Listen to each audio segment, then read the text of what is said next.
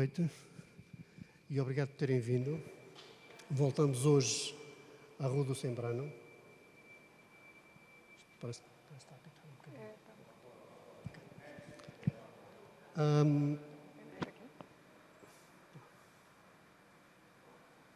Temos hoje connosco a professora Ana Novaes, a quem eu agradeço desde já a disponibilidade para ter vindo hoje até Beja.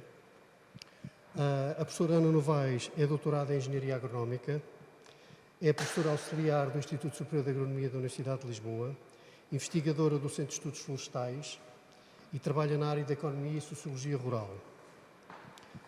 Tem centrado a sua investigação na análise da decisão económica e das racionalidades de sistemas agrícolas e florestais e da gestão de recursos naturais, na análise socioeconómica das áreas rurais e também no estudo da resposta dos proprietários ao risco dos incêndios florestais, práticas de gestão, ação coletiva e disposição a aderir a novas propostas de políticas sobre incêndios florestais.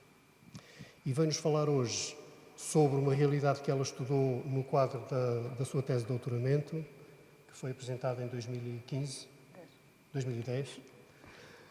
que é a Casa de Ficalho, aqui de Serpa, que é uma grande casa agrícola, sobretudo com documentação do século XIX. Okay, muito obrigado. Então, boa noite a todos. Muito obrigada pela vossa presença. Eu queria começar por agradecer ao Dr. Carlos Pedro o convite que me dirigiu. Sinto-me muito honrada por isso e a toda a organização deste evento. Antes de começar, também queria deixar uma palavra em memória a Maria das Dores de Essa de Heróis de Melo, a Marquesa de Ficalho, a quem devo o acesso ao cartório da Casa de Ficalho e o acompanhamento que me deu na exploração desse arquivo, cuja organização atual se deve inteiramente ao seu mérito. Num período que passou em Évora, organizou o arquivo, em pastas, muito bem organizado. Para além da amabilidade com que me recebeu em Lisboa, na Casa de Lisboa, e permitiu que alguns documentos se deslocassem para Lisboa para eu poder ter acesso. Também devo um agradecimento ao engenheiro Gago da Silva, que foi genro da Marquesa, porque também é agrónomo, é meu colega, e deu-me a conhecer também este arquivo e facilitou o acesso. Este cartório da Casa de Ficalho, eu acho que é particularmente interessante. Eu já pude ver noutras casas outros arquivos, mas não com a organização que este tem. E eu pude consultar neste arquivo do cartório da Casa de Ficalho 12 livros de contas correntes, contas de despesas, de receitas e despesas, que cobrem desde 1882 a 1915. E são, de facto, fantásticos, porque têm um detalhe, fazem um registro da vida cotidiana da casa impressionante. O que se compra, quem compra, para que se compra, quem vende, tudo, ao detalhe. E, para além disso, nas últimas folhas, estes livros são feitos por procurador da casa, que era o José António Machado. E nas contrascapas, nas últimas folhas destes livros, o António Machado vai registando a produção anual e o destino dos queijos produzidos na rouparia da casa, na queijaria, a produção de lã, o número de enxertias feitas em Zambujeiro e as principais sementeiras. Outro livro importante que eu destaco, porque teve um papel importante na análise económica desta casa agrícola, é um livro também cheio de detalhe, com as entradas e saídas das adegas e celeiros da casa. Também muito impressionante. Claro que a casa tinha muitos outros documentos que foram também muito úteis, certidões prediais, listas de foros, uma coisa também muito interessante, a correspondência entre o procurador e o conde Ficalho. Portanto, percebe que o conde acompanhava passo a passo a vida da sua exploração, não era um proprietário ausente, não. estava muito presente até, mas eu não encontrei, e isso é curioso, eu não encontrei um inventário pecuário, nem inventário de das benfeitorias. Isso, de certa forma, é um bocadinho significativo para a discussão que eu trago aqui. Ver se eu não... Tenho aqui umas coisas animadas, ver se eu não estrago aqui a coisa. Eu vou seguir estes 5 pontos e espero que corra bem. Com este estudo, eu pretendi debater a racionalidade económica dos titulares das grandes casas agrícolas do Alentejo no último quartel do século XIX.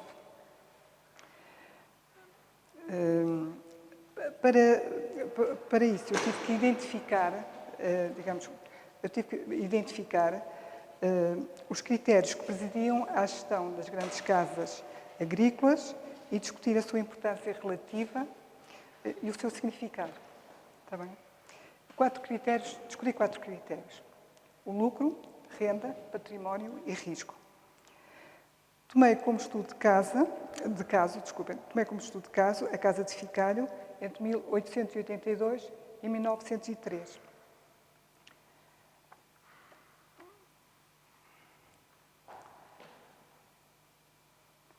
Pronto. Estes chegaremos ao fim depois aqui. Ora, para chegar a uma resposta a esta questão que enunciei, tive, antes de mais, de conhecer a Casa de Ficalho e o seu titular. Está bem? E, portanto, comecemos pelo titular, que é o Conde de Ficalho. Todos conhecem o Conde de Ficalho como a individualidade pertencente à inteligência portuguesa do último terço de 800.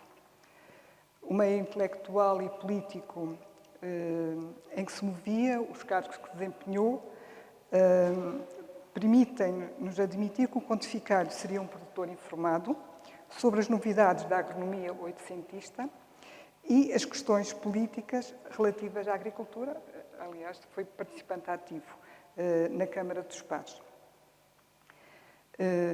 Tinha uma ideia muito clara da agricultura do Sul, um todo muito complexo, dizia, no qual qualquer transformação, modernização ou inovação teria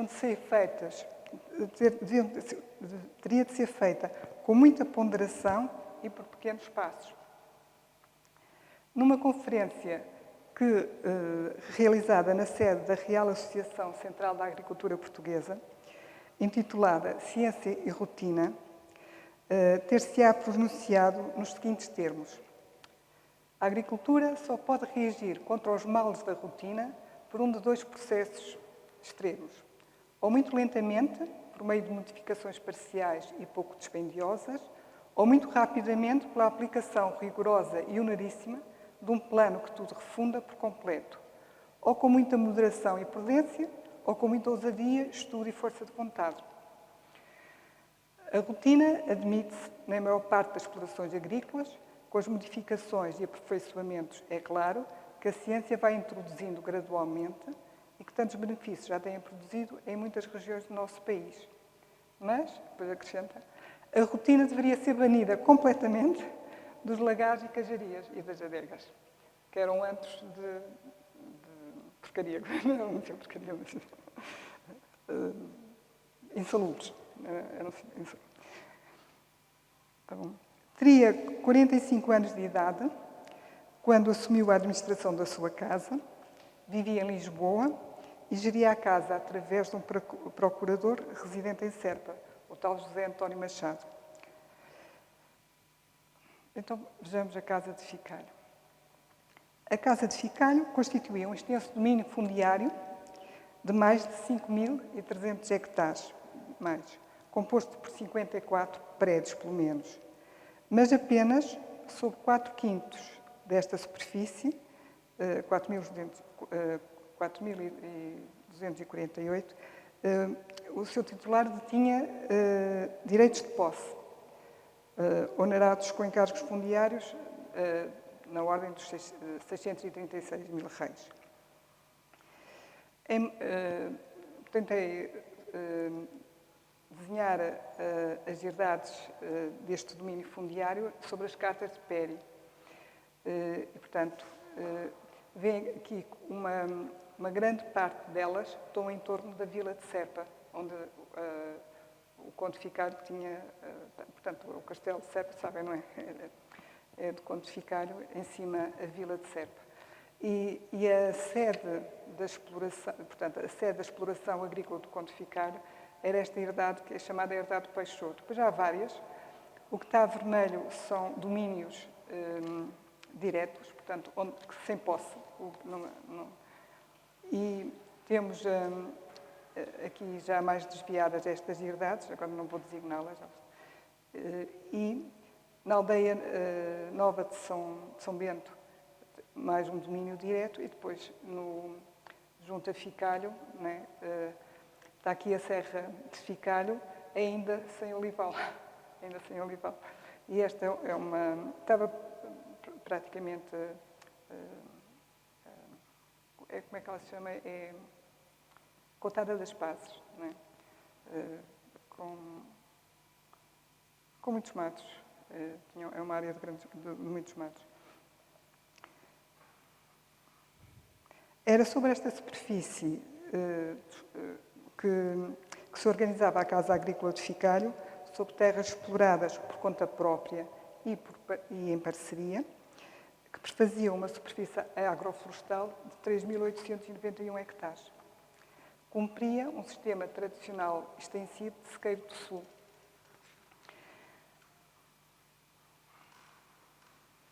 Então, vamos ver este sistema.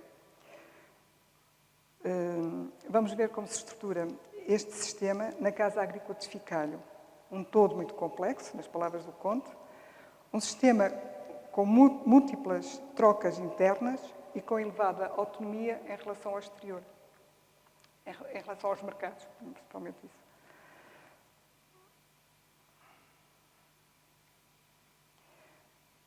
Estas eram as principais atividades agrícolas. O olival e o lagar, as ovelhas e a queijaria, a rouparia, as porcas associadas ao montado e a cerealicultura. Tínhamos ainda,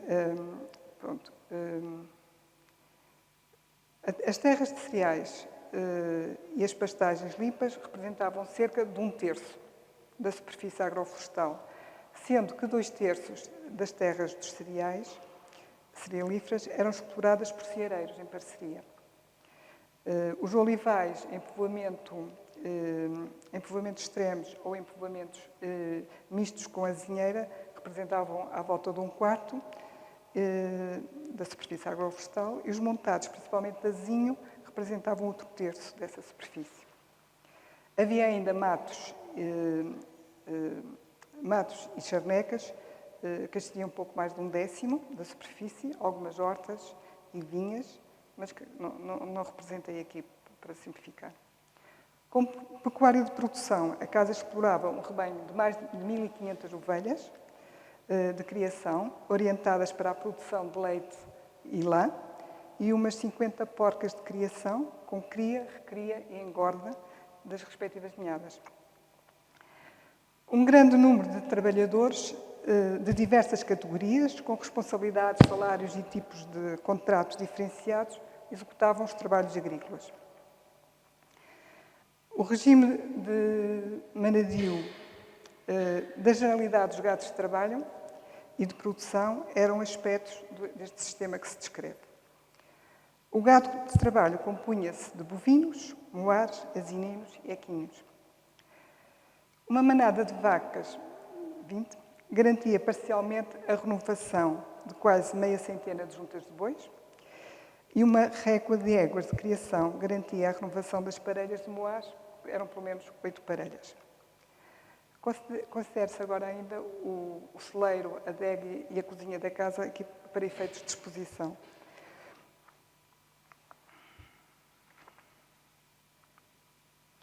A divisão do trabalho era elevada e hierarquizada. Entre os trabalhadores permanentes, constam-se os que cuidavam e elaboravam com o gado de trabalho, almocreves, 4 a 5 almocreves, boeiros, um boeiro e um moço de bois, vaqueiros, um vaqueiro e um moço de vacas e 2 a 3 eguariços.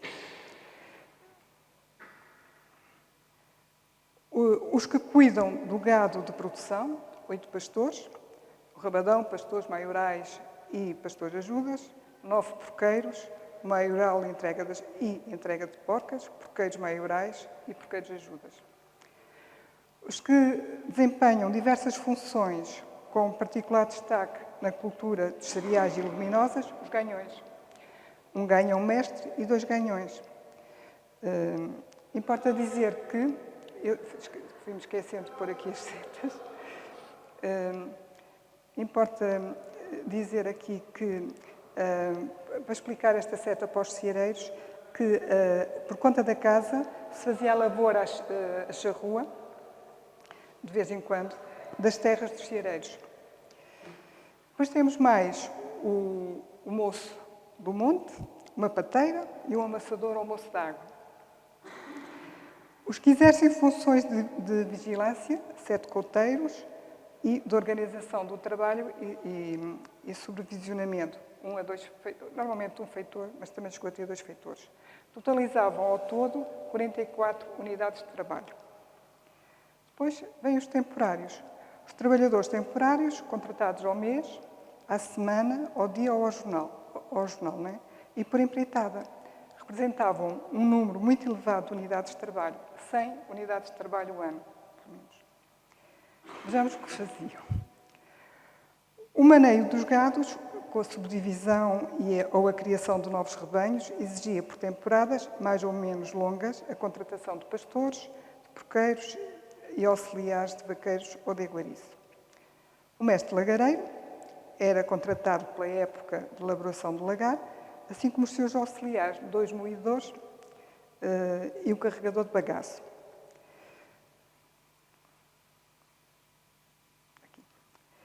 Nos 3, 4 meses do alavão, o leite da ovelha era elaborado pelo roupeiro e pelo seu ajuda. As operações culturais executadas habitualmente por empreitada consistiam, entre outras, nas ceifas dos cereais e no carregamento e arrumação das palhas em serras, arramadas ou palheiros, sendo as ceifas levadas a efeito por um rancho de ceifeiros algarvios e a empreitada definida em mois de cereal semeado. As podas, quer nos olivais, quer nos azinhais, eram realizadas por trabalhadores especializados, os cortadores. De diferentes proveniências, eram os cortadores de Moura, de Pia, de Évora ou os espanhóis. Vinham em ranchos, esfiados pelo manageiro e com transporte pago. Agora, a maior parte dos trabalhos da exploração eram realizados, no entanto, por jornaleiros agrícolas, não é? Homens e mulheres. As mulheres faziam o arranque do mato à mão, as mondas dos cereais, algumas ceifas, a colheita de legumes e da azeitona, a vindima, e, eventualmente, a distribuição do estrume nas terras. Na colheita da azeitona, cabia-lhes apenas a apanha e a lavagem desta. Sendo o varejo das árvores e o carrego e o descarrego da azeitona no lagar sempre executado por homens. O arranque do mato em enxadão, ou as desmoitas, que regularmente se faziam nos montados e olivais ao longo de todo o ano, talvez menos na altura das lavouras e das eiras, da debulha dos cereais e dos legumes, da arrumação das palhas, o arranque do estrume do curral, a limpeza dos valados, as podas das árvores e da vinha, os trabalhos com as lenhas, entre muitos outros, constituíam tarefas apenas executadas por jornaleiros homens. Portanto, as mulheres não faziam isso. Sobre os gados, as cerca de 50 juntas de bois efetuavam as lavouras de sementeira e as lavouras de alqueire, arado ou a charrua, se nas terras fortes, os acarretos dos cereais cefados para as eiras e o transporte das palhas, não é?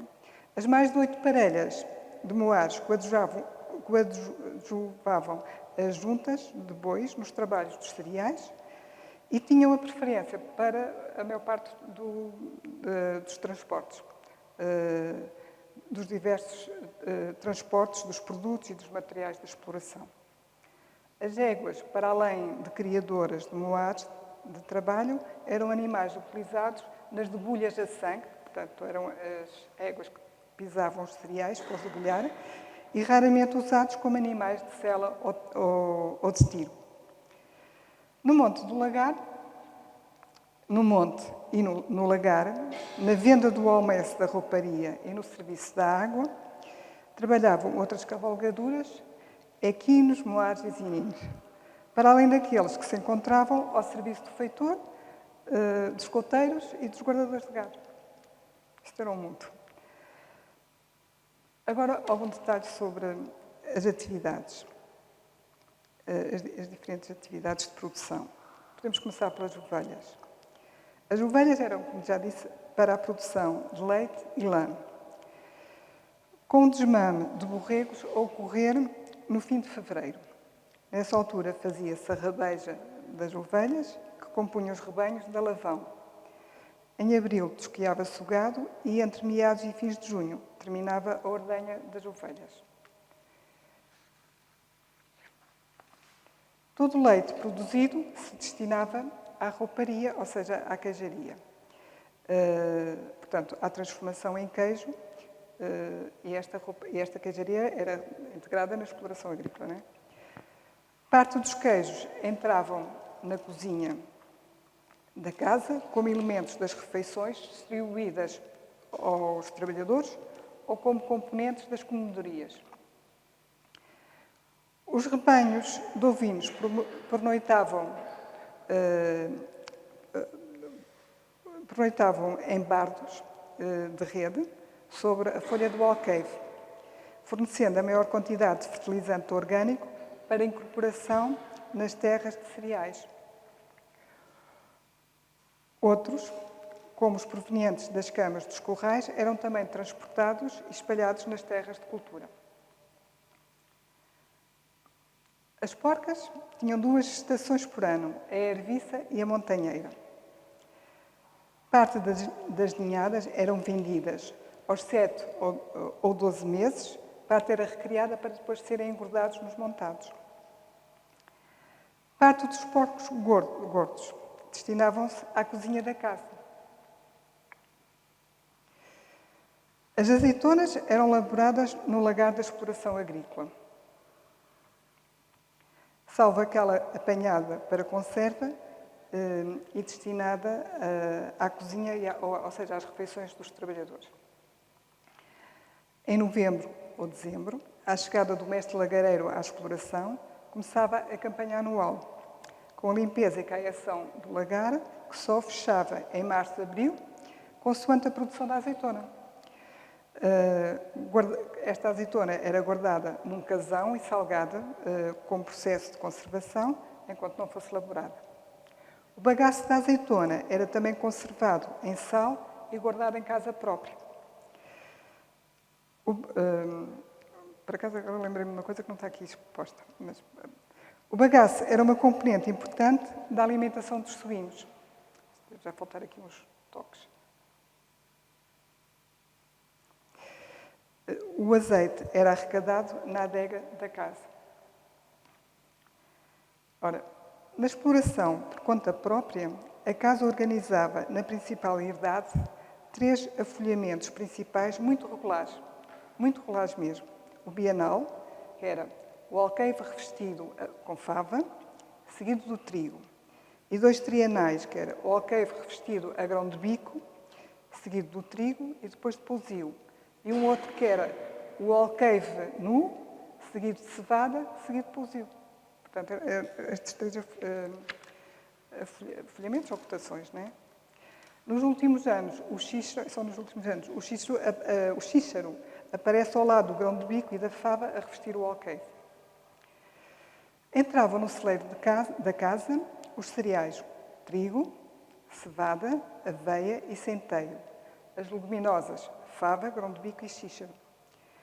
E os quartos dos ceareiros, ou seja, a quarta parte da produção dos mesmos produtos, os cereais faziam os mesmos produtos que a casa, portanto, e que entregavam à casa como cota de parceria. Era a cota de parceria, era um quarto da produção. Sob a vigilância dos olheiros, contratados entre os meses de junho e agosto, ou seja, durante as ceifas e as eiras. Falta aqui. A aveia e o centeio eram semeados em terras sem ou com coberto arbóreo, olival ou montado de azinho. Estas terras eram semeadas 1 a 6 anos consecutivos e depois deixadas em pousio. Nem sempre se ceifavam todas estas searas para grão, fazendo-se o seu aproveitamento em verde ou mesmo em seco, principalmente pelos bovinos. Pastagens naturais ou de pousio, os rostolhos ou agostadoiros dos cereais sustentavam animais de trabalho, de criação e de produção. O lagar e a cozinha dependiam das lenhas retiradas principalmente dos montados. Do celeiro saíam as sementes das diversas culturas e os grãos de cereais e leguminosas com que se compunham as rações de cavalos, moares, suínos, éguas e bovinos. Acho que não explica. Os trabalhadores permanentes alimentavam-se por conta da casa, não é? Aos guardas do gado e aos coteiros eram distribuídas as comedorias e aos outros criados, durante o período de trabalho, as refeições diárias. Pronto, assim, a remuneração dos primeiros trabalhadores compunha-se de uma quantia monetária, de uma quantia em géneros, quase sempre trigo ou farinha de trigo, ou de terra para a realização de uma seara de trigo ou de uma seara de legumes. Eu não representei aqui. Os guardas do gado tinham direito ao pregulhal, ou seja, à apacitação de gado próprio. Porqueiros e pastores, pelo menos, beneficiavam também do direito à seara de trigo. Os jornaleiros, em algumas operações, por exemplo, nos trabalhos das lavouras, das eiras e das palhas, eram remunerados por uma parte da jornada da seco, havia outros trabalhos que faziam por uma jornada a seco, mas nestes trabalhos, nas lavouras, eiras e das palhas, faziam por parte da jornada a seco e pelas refeições diárias. O mestre lagareiro, contratado pela época de elaboração do lagar, recebia de maquia, não é? 40 avos do azeite produzido. Por semana, a equipa do lagar tinha direito ainda, para além do pão, a avios de bacalhau ou de legumes. O roupeiro e o seu ajuda oferiam um ordenado mensal e um certo número de queijos no final da época. Os ceifeiros algarvios, por cada moinho de trigo ceifado, recebiam um valor monetário e determinadas quantias de géneros. É um queijo que também faz parte. Uma outra vez, a casa de Ficaio necessitava de comprar trigo ou grão de bico para a alimentação dos trabalhadores, que nem sempre era motivada por más colheitas. Com mais frequência, adquiria também grãos e favas para as rações de cavalos, moares, suínos, centeio, portanto, falta aqui moares, suínos e bovinos, ou bagaço de azeitona para os suínos. Comprava ainda pastagens na proximidade da casa, da proximidade do centro de lavoura, e licenças de uso de pastagens da serra, ou seja, no baldio da Serra Grande de Serpa, para onde enviava os bois de trabalho, vacas de criação, e depois, mais tarde, também enviava o rebanho de ovelhas, que não estava prenho, o que se chamava o rebanho de alfeiro. Chegou a comprar sementes de trigo e de centeio para o verde dos bois. Os novilhos produzidos na casa eram amansados e o procurador da casa comprava na feira de agosto de Beja 3 novilhos, em média, né? 3 novilhos ou bois adultos por ano. Nessa feira comprava também uma diversidade de materiais e utensílios para a lavoura. A casa procurou adquirir bons reprodutores. Há uma compra de um touro e de um burro por um valor apreciável, portanto, eu considero que deveriam ser bons reprodutores. As vitelas ou novilhas, não necessárias para substituir as mães, acabavam por ser vendidas na mesma feira. Vendidos eram também os bois de trabalho, uma vez terminada a vida útil, engordados e depois seguiam para o açougue, normalmente na primavera.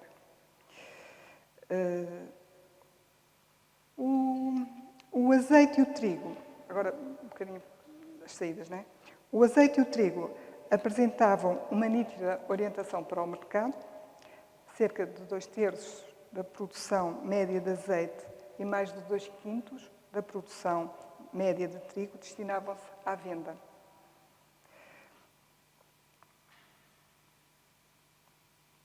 Na rouparia da Casa de Ficalho fazia-se queijo pequeno, 50 a 55 gramas, que compunham algumas refeições diárias dos trabalhadores, e queijos maiores, de 1,7 a 2,7 kg, com destino principalmente à venda e a pagamentos ou avanças de certos trabalhadores. Em conjunto, feitor, roupeiros, pastores, na época do Alavão, esquiadores e ceifeiros, algarvios, recebiam, em média, 92 queijos. Em termos de peso, o queijo vendido representava cerca de 3/5 do total produzido. Portanto, havia uma parte também muito consumida na exploração. Dentro deste que era vendido, 76% destinava-se ao mercado de Lisboa. Esqueci-me de pôr aqui o queijo. Vendia lã e borregos. Os borregos vendiam-se mais tardar no início de agosto, antes de 1 ano de idade. A lã de ovino tem compradores fixos que se sucedem. 2 destes eram intermediários, a quem a casa vendia ainda trigo, azeite e o excedente da cevada.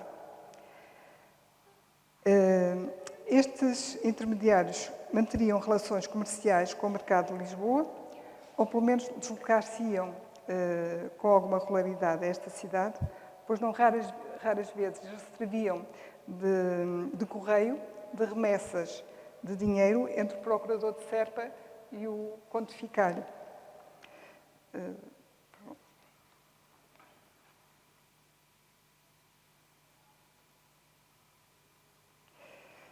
As vendas de suíno eram condicionadas pela época da montanheira.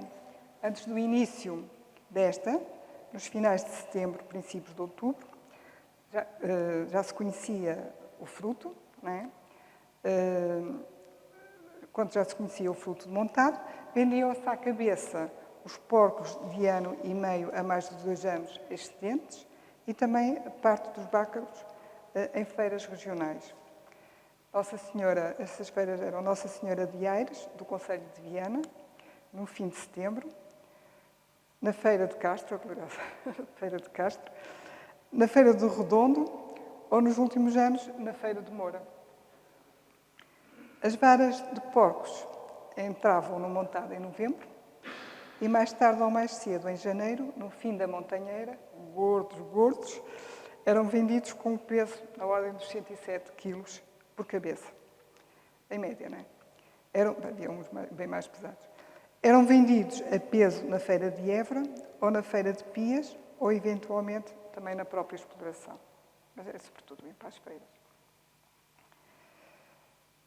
Como acabámos de ver, o sistema de produção agrícola da Casa de Ficalho apresentava-se complexo, com elevada autonomia em relação aos meios de trabalho.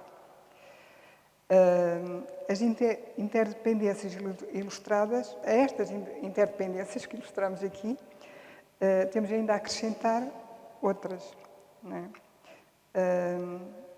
E podemos falar, portanto, da produção de uva, transformada na adega, em vinho e vinagre, das madeiras para o fabrico das alfaias agrícolas, arados e pás, e de fibras, por exemplo, linho, para o fabrico do cordame e aprestos de animais de trabalho. A casa produzia ainda da própria exploração madeira, pedra, cal, canas e outros materiais utilizados na construção e reparação dos edifícios da própria exploração. Usava as peles dos animais na confecção de aprestos, odres e vestuário, entre outras aplicações.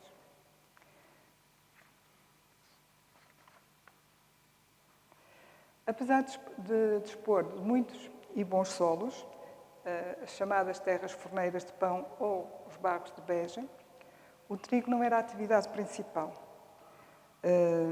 em termos, pelo menos, de produto final.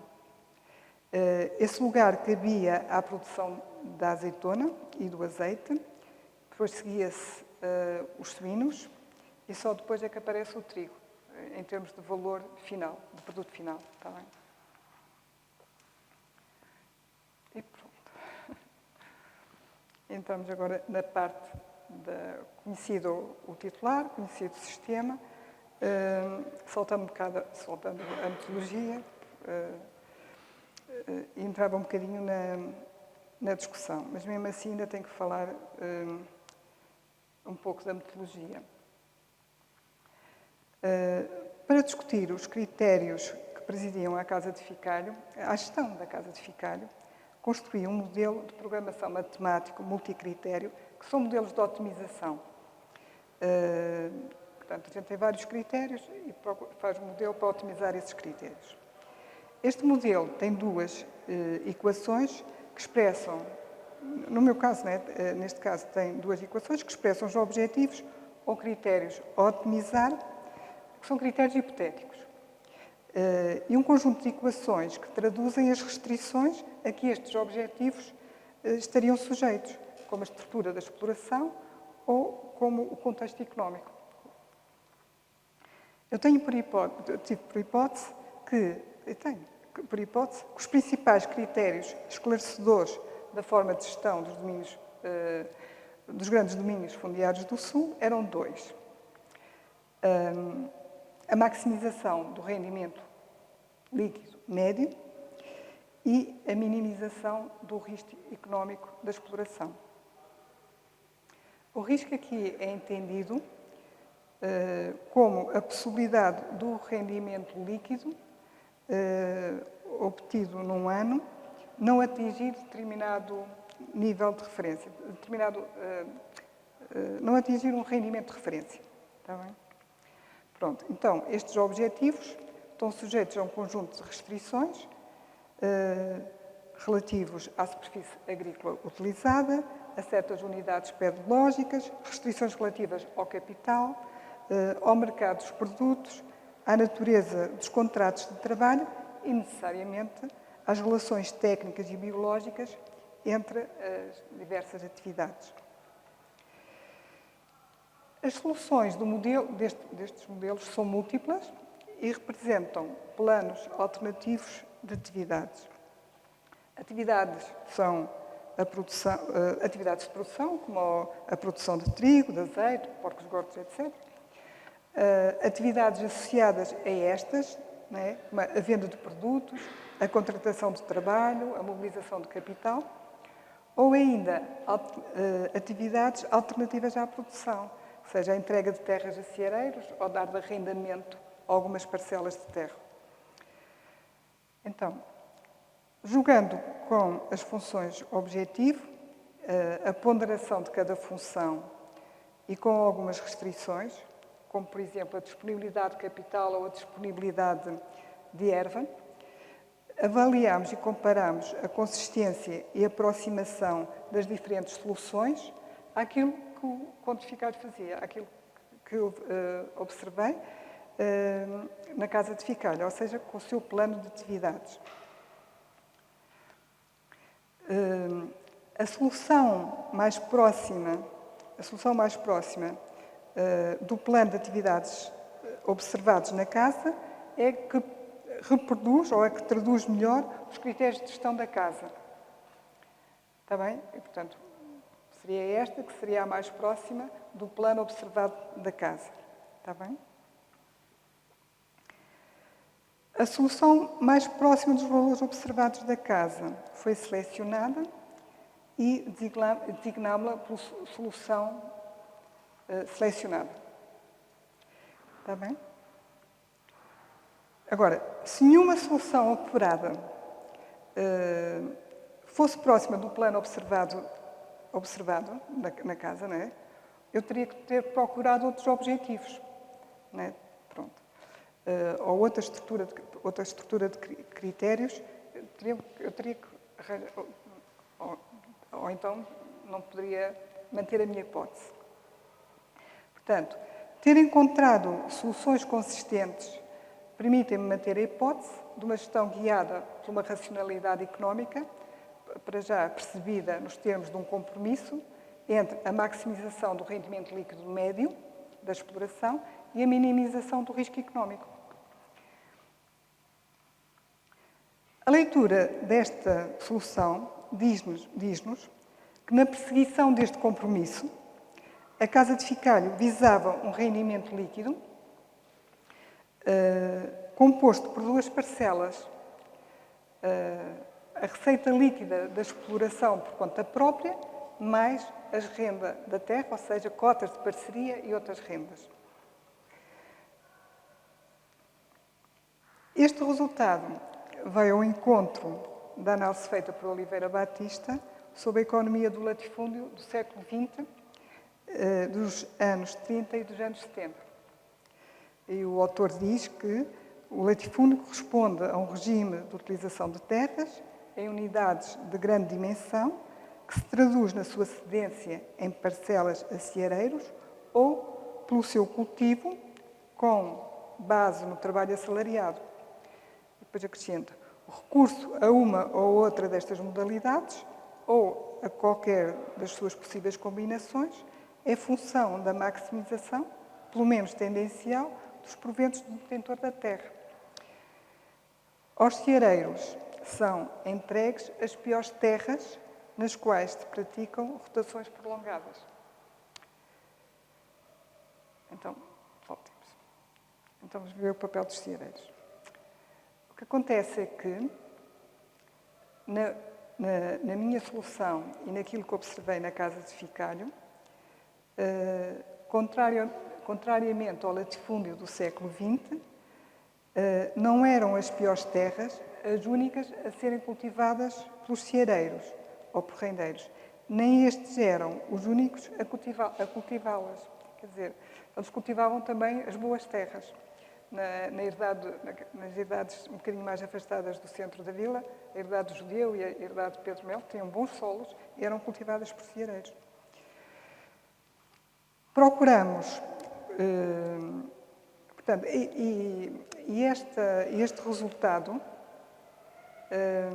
este resultado é expresso na solução selecionada. Procuramos compreender, então, por que razão a exploração por conta própria não abrangia toda a superfície das melhores terras da casa. Porque é que ele, se tinha as boas terras, porque é que não as explorava todas? Como constatava o Oliveira Batista depois no século XX. Uma das razões encontradas prende-se com aquelas interdependências internas do sistema que apresentei, não é? Ou seja, com a rigidez do sistema. Pronto. E eu depois não vou explicar o processo, mas eu cheguei um bocadinho à conclusão que essa rigidez residia, primeiro, nas necessidades mínimas de grãos para as dietas dos animais de trabalho, em grande parte obrigatoriamente produzidas na exploração. Segundo, no limite imposto à compra de grão de bico destinado à alimentação dos trabalhadores, ou seja, há aqui uma restrição imposta pelos mercados local e regional. E a terceira, na dimensão máxima dos rebanhos que um guardador podia cuidar. Pronto. Ora bem, mas nesta busca eu cheguei a um resultado curioso, ele não é novo, mas consegui de certo modo, consegui quantificá-lo, que é revelador do papel dos ceareiros na lógica de funcionamento do sistema de produção agrícola tradicional que estamos a estudar. Então, com o modelo, isto foi com base no modelo, eu simulei 2 quadros de decisão. Um em que não havia alternativa à entrega de terras a ceareiros, isto é, não existiam ceareiros. Portanto, a área de ceareiros eu fixava em 0. E um segundo quadro, anulámos, havia ceareiros, mas eles não pagavam cota de parceria. Anulámos as cotas de parceria. E o resultado foi o seguinte. Pronto, temos aqui, este é o resultado dado pela solução, é o rendimento líquido médio dado pela solução selecionada, muito próxima do que consegui para a casa de ficar. E temos, nesta solução, ceareiros não são alternativa. Ora, todas as terras, as melhores terras, são todas cultivadas por conta própria. Mas, aliás, como se pode avaliar pelo valor do rendimento líquido, a área cultivada é muito menor, há menos porcos e o olival e o montado explorado também fica reduzido. Nesta solução, cotas de parceria nulas,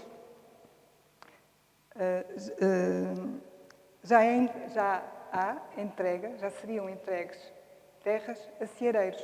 Quer dizer, mesmo sendo a cota nula, o proprietário entregaria terras a ceareiros. Está bem?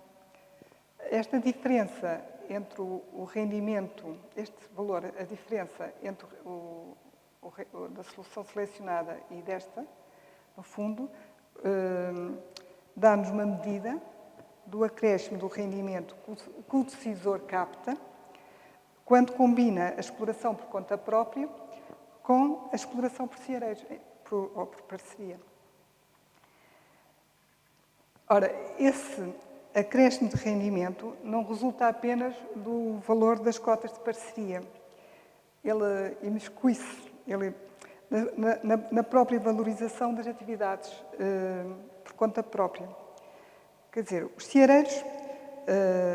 ceareiros que fornecem ao proprietário pastagens e agostadouros, restolhos e pousios, a muito baixo preço, abonam atividades pecuárias, nomeadamente a suinicultura, que, por sua vez, valoriza produtos e subprodutos de montados ou de olivais. E como naquela teia daquele sistema interdependente, há uma cadeia também de valorização.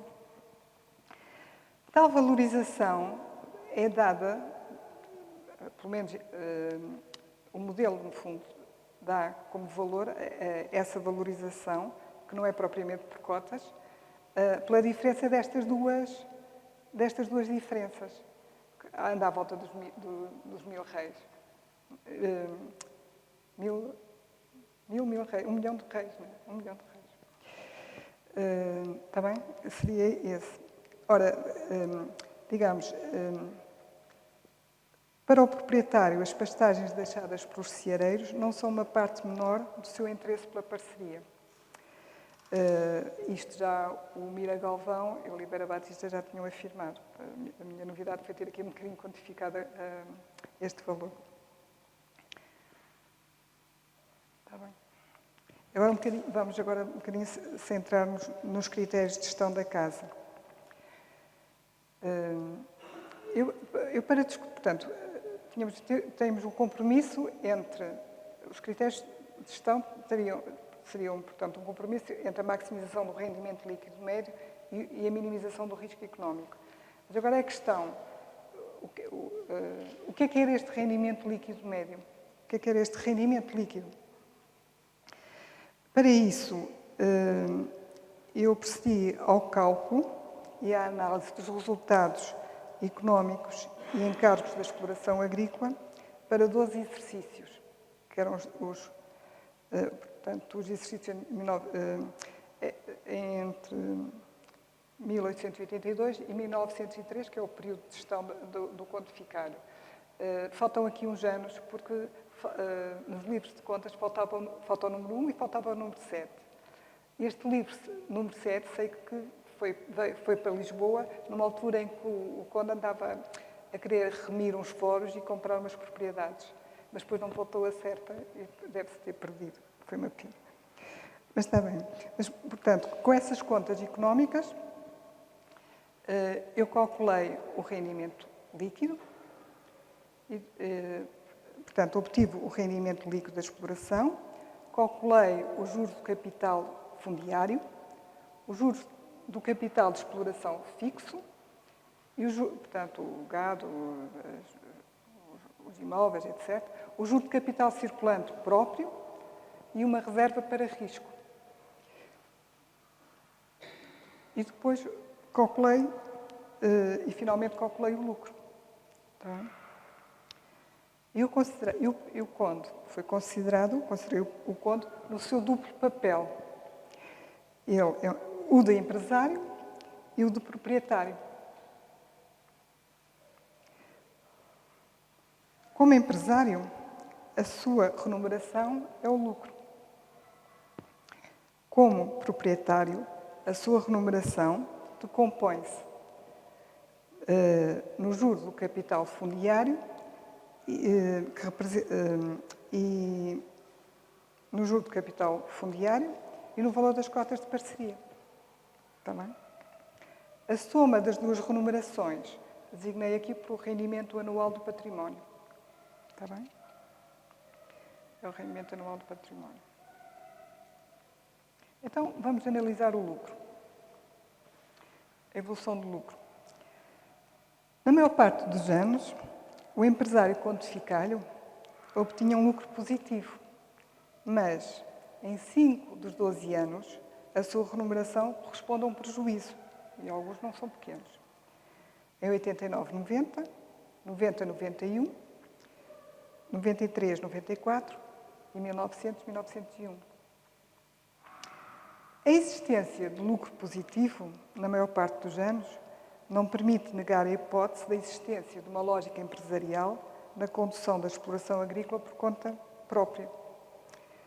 Mas a existência de um período de vários anos com expectativa de prejuízo levanta questões sobre o lucro como principal critério de gestão económica. Analisemos a remuneração do proprietário.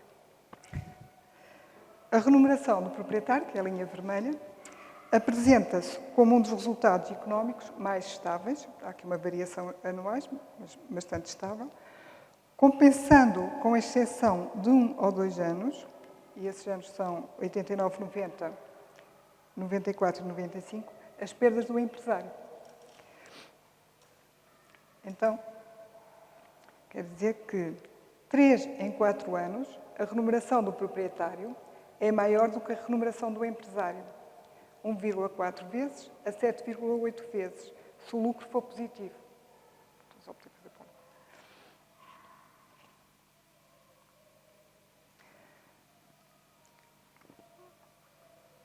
Não admira, pois, que numa exploração agrícola, até que recorreria pouco a capitais alheios, mas falta-nos aqui a análise do rendimento anual. Portanto, agora aqui neste slide tenho o rendimento anual, que é a linha com os quadradinhos brancos, né? E percebe-se que o lucro é a parte menor, né? Que é a parte menor do rendimento anual. Então, quer dizer, numa exploração que recorre pouco a capitais alheios, as taxas de lucros tendenciais são muito reduzidas, quando comparadas com as taxas da rentabilidade do património. Fiz aqui as linhas de tendência, para se perceber as oscilações bruscas, não é? E, de facto, esta é a taxa de lucro e esta é a taxa do rendimento, a taxa de rentabilidade do património.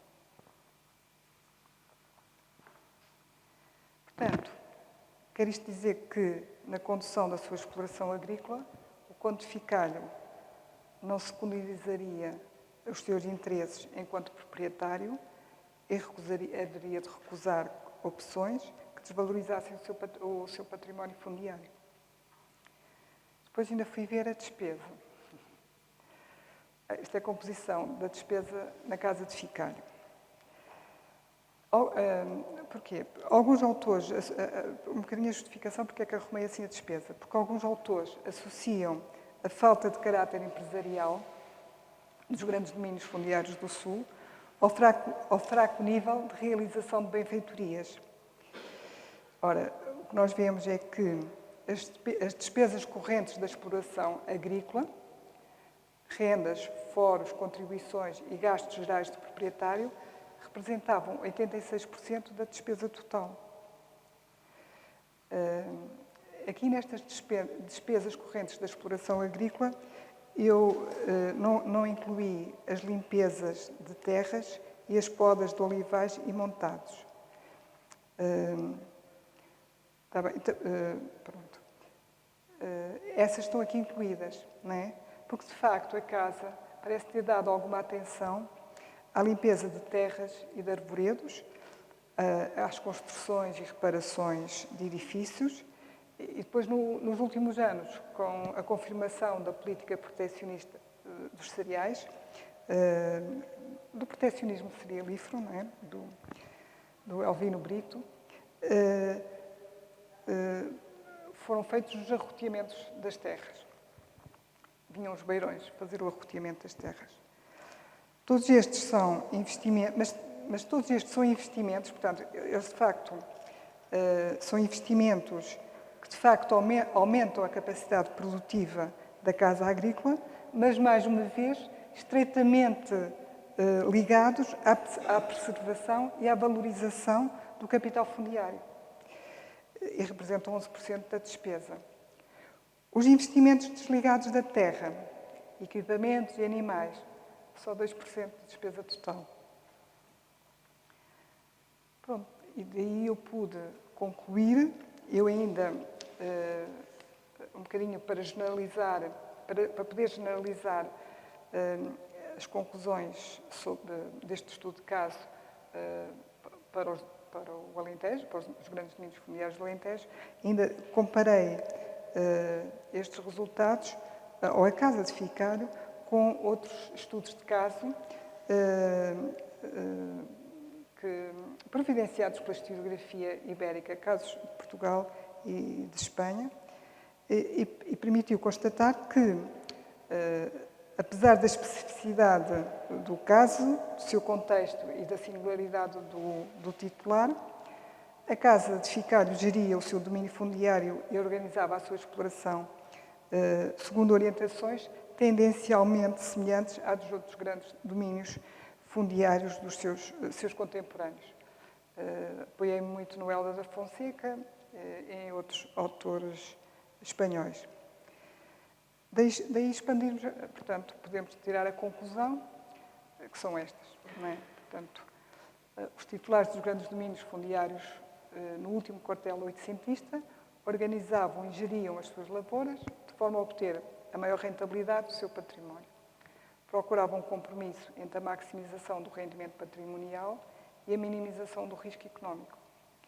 Ponderavam desigualmente estes dois objetivos, na medida em que, eu não cheguei a referir isso atrás, mas eu só consegui, por acaso falhou-me isso, eu só consegui uma solução próxima da solução do plano da casa de ficário, daquilo que observei na casa de ficário, quando introduzi um critério que era a minimização do risco económico e quando ponderei mais essa função, esse critério, do que o rendimento líquido.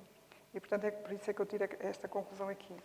Portanto, ele ponderava desigualmente os dois objetivos, porque atribuía mais importância à segurança do rendimento do que à obtenção de rendimentos mais elevados. Porque minimizar o risco e maximizar o rendimento são objetivos conflituais. E por isso se fala de compromisso. Há aqui um compromisso a estabelecer entre os dois. Só que ele dava mais importância, de facto, à segurança. Quer dizer, aquilo que o modelo nos diz, não é? Ou que nós podemos interpretar a partir do modelo. Portanto, conjugava duas estratégias. a de exploração da terra por conta própria e em parceria ou por arrendamento. Portanto, em síntese, é um bocadinho esta a racionalidade económica dos grandes domínios fundiários do Sul, no final do século XIX. Entende-se na configuração de uma gestão conduzida pelo compromisso entre a minimização do risco económico da exploração agrícola, que se dá particular atenção, e a maximização do rendimento patrimonial, lucro e renda, sujeito à valorização patrimonial. E pronto. Obrigado por me ouvir.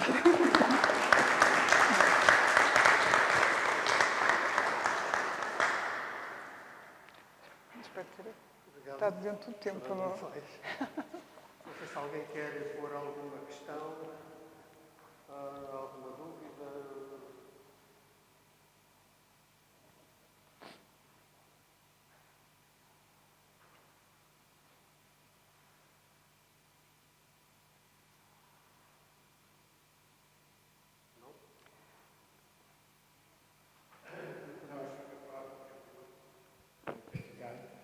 A Matilde Ficalho, que é dona da casa. Como? Que é a dona da casa do Palácio Ficalho. A Matilde. Está na tela? Sim. É que conhece. E eu sou dono da herdade do atualmente é o Peixoto. dono do Peixoto? Ok. Mas que é, a minha gestão não tem nada a ver com esta do meu avô, porque a minha é de regadio. E então... Não, isso porque está noutro contexto. Está noutro contexto. A mesma social e propriedade completamente está noutro contexto completamente diferente. E nós os dois temos uma dúvida completamente trivial, que é, porquê é que se chamam Casa de Ficalho? Sempre foi conhecida por Casa Ficalho. Ele era conde de Ficalho, não é? E tinha um palácio em Ficalho, não é? Tinha uma na casa... Vila Verde de Ficalho. O de? Casa de Ficalho, porquê? Sempre foi conhecido por Casa Ficalho. O pai da Matilde fazia um queijo muito bom, que entregava em Lisboa, que era ótimo o queijo, e tinha um carimbo que era Casa Ficalho. E sempre vi Casa Ficalho. Mas não é uma questão muito séria, não. Não, eu acho que a casa... Fui eu que designei por Casa de Ficalho, porque era propriedade do conde de Ficalho. Não, mas a casa Cadaval é do Duque de Cadaval, a Casa Palmela a única que tem o de é a Casa de Bragança, que é realmente Casa de Bragança. Não sei porquê, mas tem esse... Como era conde de Ficalho, eu pus Casa de Ficalho. Eu segui esse critério. Não, a Casa Cadaval era do Duque de Cadaval, agora é do Duque de Cadaval, mas chama-se Casa Cadaval. A Casa Palmela é a casa do Duque de Palmela. Mas sim, mas é uma questão que não tem muito interesse. Mas é muito interessante este estudo, principalmente saber o que é que se passou nessa altura, não é? Com propriedades que a gente tem agora a gestão dessas propriedades, e é interessantíssimo. Para mim é interessantíssimo. Por exemplo, uma das comparações que eu fiz da Casa de Ficalho foi com a de Parreira Cortês, também de Serpa. Tínhamos as contas económicas do Mariano Feio, não é? E o Mariano Feio apresenta um resultado líquido, mas nunca entra com juros de capital, nunca entra com a outra personagem, que é o proprietário da terra. Não é? Pois. E se a gente entrar com juros de capital, porque quando a gente faz, o lucro é uma categoria económica, não é? Que é um rendimento para cima dos custos de oportunidade do capital, não é? E, portanto, temos que entrar com os juros da terra. E eu ensaiei os juros de capital fundiário a 2%, 3% e 4%. Mas o resultado é o mesmo. Quer dizer, não altera propriamente as conclusões dos resultados. E, de facto, no caso do Parreira Cortês, se a gente entrar com juros de capital, o lucro não será sempre negativo, mas em uma boa parte dos anos é negativo. Portanto, há aqui... certo, o Conde Ficalho era inovador, ele melhorou o lagar, investiu no lagar, comprou um filtro, comprou um oleoacidímetro, sei lá o que foi isso, comprou um alguer, eu acho que é aquela plataforma onde se põem as ceiras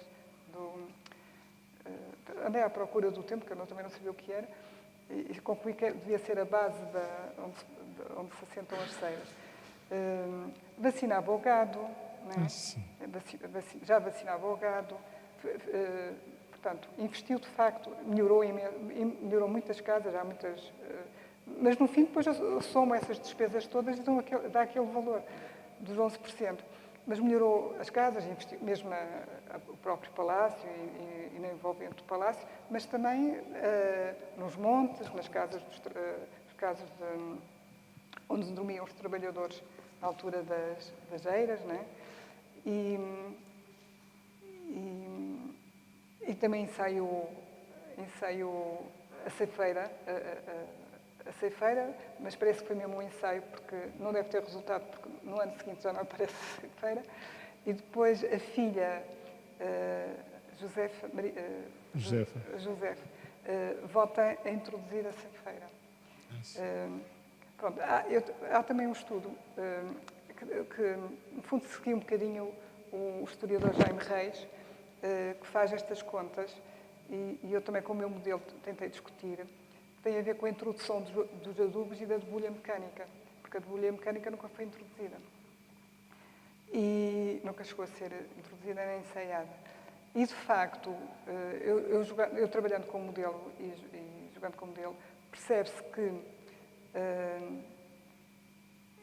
isso o Jaime Reis também mostra isto para a herdade do peixe de Évora, que é preciso ter uma dimensão e uma produção de cereal, uma quantidade de volume de cereal para debulhar, para rentabilizar o uso da debulhadora mecânica. Não é? Isso eu também consegui mostrar isso com o modelo, pronto, mas não podia mostrar tudo aqui.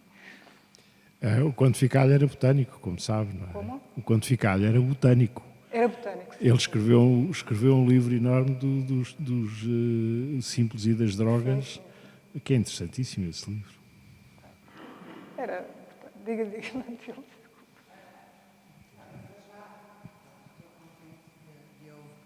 Estou contente de ouvir e de saber que os papéis que lá estão em casa servem para alguma coisa. Não, e tem lá um mundo para explorar. Pronto. Eu só fui até 1903 para a frente, li uns primeiros livros, e por isso sei que algumas coisas sobre a intervenção da Josefa Mel, mas não. Pois, ficou-se numa determinada época. Sim. Eu estou a dizer é que é bom para mim saber que o arquivo da casa vai servindo para investigadores investigarem. Queria dizer que agora fazemos visitas guiadas à casa e que um dos trabalhos que eu falo é do seu, muito embora eu seja péssima em economia, portanto tive muita dificuldade em acompanhar agora. Mas é um dos livros que eu mostro a sua tese de doutoramento, porque é um pouco o símbolo daquilo que nós gostávamos que acontecesse, era de sermos mais consultados. Agora, eu tive alguma dificuldade em acompanhar, sobretudo quando chega a uma parte mais economia pura e dura, porque fico completamente aflita, mas pronto. De qualquer maneira, acho interessante perceber que no fundo, pronto, o quantificado podia ser botânico, não é? Mas no fundo fez uma exploração muito parecida ou semelhante à que se fazia na região na época, não é? Baseada numa forma já, pelo que eu percebi, numa forma já rodada, já pré-existente. E isso também é interessante, porque as pessoas não têm que ser inovadoras em tudo, não é? É muito São interessante pessoas. o discurso dele sobre ciência e rotina, porque era numa altura em que se batia forte e feio na rotina, não é? Porque era preciso introduzir os adubos, sobretudo, tinha um bocadinho a ver este discurso com a adubação. E é muito interessante aquela visão. A rotina, deixa estar a rotina. Deixem estar a rotina que estava. Não sei se...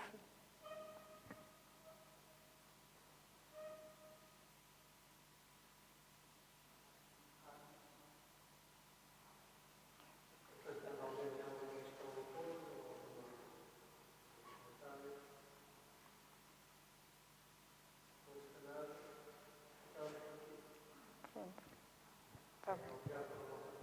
Muito obrigada também. Muito obrigada por me terem aqui ouvir.